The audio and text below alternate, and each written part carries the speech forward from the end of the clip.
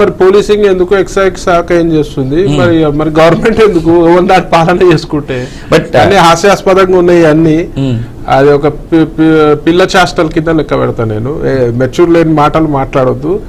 Belt shop వస్తే అక్కడ మరి ఎక్సైజ్ శాఖ ఏం చేస్తుంది, లోకల్ పోలీస్ వ్యవస్థ ఏం చేస్తారు? వాళ్ళు చూసుకునేది ఉంటే వాడు ఇంటికి దొంగడు వస్తే మీరే చూసుకోండి వాడు రాకుండా అన్న అర్థం ఉందా మాట్లాడితే? ఇది ఒక అన్మెచ్యూర్డ్ మాటలే. రైట్. ఇక బీజేపీ స్టేట్ పార్టీ విషయానికి వద్దాం. ప్రవీణ్ గారు, మీరు బీజేపీ పార్టీలో అధికారికంగా ఉన్నారు కాబట్టి అధికార నేతగా ఒక మాట క్లియర్గా చెప్పండి.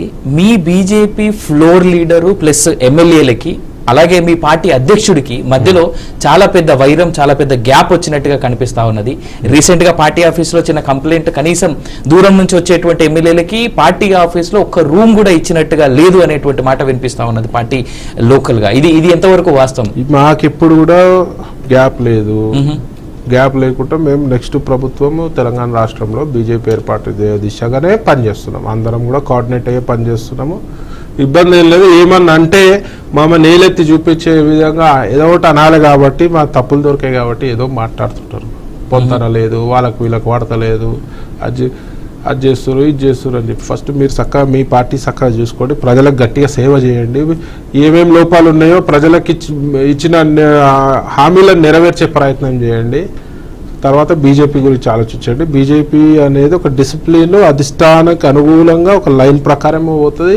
చిన్న కార్యకర్త నుంచి మా రాష్ట్ర అధ్యక్షుడు కూడా ఎవరు కూడా లైన్ తప్పిపోదు. డిసిప్లిన్ కలిగిన పార్టీయే బీజేపీ పార్టీ. కానీ ఇదే బీజేపీ పార్టీ కార్యకర్తల నుంచి లేదా కొంతమంది బీజేపీ అంటే ఇష్టపడుతున్నటువంటి ఓటర్ల దగ్గర నుంచి వినిపిస్తున్నటువంటి మాట ఏంటంటే, అధికారంలోకి ఒకవేళ నెక్స్ట్ ఎలక్షన్స్ వస్తే బీజేపీ అధికారంలోకి వస్తుంది, అధికారం వైపుగా మేము అడుగులేస్తున్నాం మీరంటా ఉన్నారు. బట్ అయినప్పటికీ కూడా ప్రజల్లో ఉన్నటువంటి మాట ఏంటంటే, ఇవాళ ప్రధాన ప్రతిపక్షంగా ఉండాల్సినటువంటి బీజేపీ పాత్ర బీఆర్ఎస్ అఫీషియల్ గా తీసుకుంది తప్ప బీజేపీ వాళ్ళు ఎక్కడ నెక్స్ట్ 5 ఏళ్లలో మేము కింది స్థాయి నుంచి ప్రణాళికలు చేసుకుంటా ఓటర్కి ఎట్లా దగ్గర కావాలి, ప్రజలలో విశ్వాసం ఎట్లా పొందాలి. ఆల్రెడీ మా ఓటింగ్ శాతం అంతా మీరు రిజల్ట్స్ చూసిర్రు, ఎమ్మెల్యే ఎలక్షన్లో చూసిర్రు, ఎంపీ ఎలక్షన్లో చూసిర్రు. ఎవరు ఊహించలే బీజేపీకి ఒక్క సీటు కూడా రాదు, శూన్యం అని చెప్పి మన మాజీ సీఎం గారు అన్నారు. ఇవాళ వాళ్ళ పరిస్థితి ఏంది, వాళ్ళ పార్టీ పరిస్థితి ఏంది, వాళ్ళ లీడర్లు ఎక్కడ పోతుర్రు, వాళ్ళ ఎమ్మెల్యేలు ఎక్కడ జంప్ అవుతుర్రు చూసుకోవాలండి. ఉన్నోళ్ళ ఎమ్మెల్యేలు కూడా వికెట్ అట్టేవారు, వాళ్ళు ఉన్న ఎమ్మెల్యేలు కూడా వికెట్ అట్టేవారు. వాళ్ళు మా దగ్గర రాజీనామా చేసి రావాలన్నందుకు మా దగ్గరకు వస్తాదుకు భయపడుతుర్రు. ఇప్పుడు వాళ్ళైతే కాంగ్రెస్ అయితే ఓపెన్ దుకాణమే పెట్టింది, రండి మేము ఎవరినైనా అవినీతి వాళ్ళని చేర్చుకుంటాము. ఇప్పుడు పటాన్చేరు ఎమ్మెల్యే చూసిరు కదా ఎంత అవినీతి ఉందో, చేర్చుకుర్రు, సిగ్గుశరం లేకుండా కాంగ్రెస్ వాళ్ళు చేర్చుకుర్రు. మరి అట్లాంటి ఎమ్మెల్యేల పైన చర్యలు తీసుకోవాల్సింది పోయి వీళ్ళు ఉల్టాలను తీర్చుకుర్రు అంటే వీళ్ళు ఎంత నీచ రాజకీయం చేస్తుర్రు, ఎంత వీళ్ళకి భయము.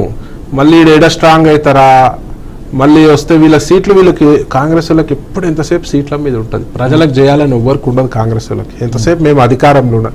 ఆయన స్టేట్మెంటే ఇచ్చింది కదండి వాళ్ళ నేషనల్ అధ్యక్షుడు, జమ్మూ కాశ్మీర్లో కాంగ్రెస్ వస్తే దేశం మొత్తం పూరా దేశ్ హమారే కబ్జా మే రైతా. ఏం మాట అండి, నువ్వు నేషనల్ లీడర్వి, దేశ్ హమారా కబ్జా మే రైతా అంటారా? అంటే మొత్తం దేశానికి కబ్జా చేస్తావా? విడాయాల కాంగ్రెస్ మీద నమ్మే పరిస్థితి లేదు. ఈ గవర్నమెంట్ వచ్చింది కూడా తెలంగాణ రాష్ట్రంలో కాంగ్రెస్ మీద ప్రేమతో రాలే, బీఆర్ఎస్ మీద కోపంతో వేసిర్రు. అది ఏదో లక్కులు వచ్చిర్రు. నెక్స్ట్ టైం మిమ్మల్ని ప్రజలు అసహించుకునే పరిస్థితి ఉంటారు. ఎందుకంటే మీరు ఇచ్చిన హామీలను నెరవేర్చుకునే పరిస్థితిలో లేరు.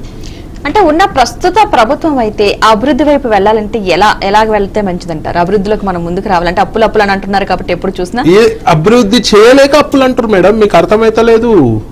వాళ్ళు ఎంతసేపు మీరు ఒక ఫండ్ రిలీజ్ చేయాలి అంటే మీకు డబ్బులు కావాలంటే ఆ ఫండ్ ఎందుకు ఆపుతారు? ప్రజలు అడుగుతారు. ఇప్పుడు ఒక సపోజ్ మంచి సంక్షేమ కార్యక్రమమే ఉంది, ఏమైంది మీరు ఇస్తలేరు మాకు అని అడిగితే, అప్పులు ఉన్నాయి, ఏనుంది కావాలి, అప్పులు ఉన్నాయి, అవన్నీ ఎందుకు చెప్తారు? మీరు రాష్ట్ర రెవెన్యూని పెంచుకోండి, మీరు ఎట్లా చేస్తారో చేసుకోండి, కేంద్రం నుంచి హెల్ప్ తీసుకోండి.